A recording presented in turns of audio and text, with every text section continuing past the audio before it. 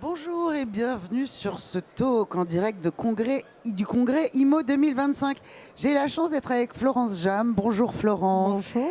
Vous êtes docteur en droit, vous êtes professeur à la Toulouse Business School et spécialiste du droit de la copropriété. Et ça tombe bien, puisque vous allez participer tout à l'heure à la table ronde IMO 2025 consacrée à la copropriété et à l'évocation de la loi fondatrice de 1965. Quels vont, dans les grandes lignes, être les grands thèmes abordés? Alors, merci de me recevoir d'abord. Et c'est vrai que c'est les 60 ans de cette loi. Donc, c'est une vieille dame, la loi de 65. Mais il y a plus de 10 millions de logements en France qui sont régis par la copropriété.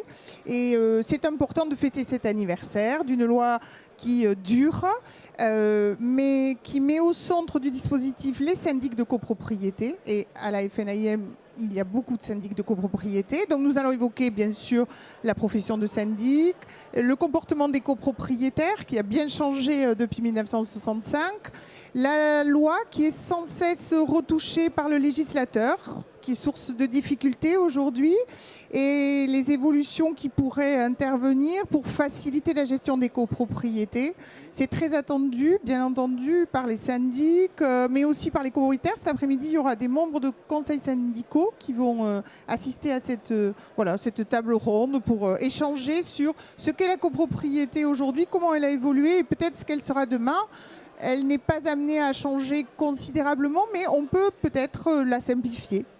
Et justement, sur le salon, on parle beaucoup d'IA.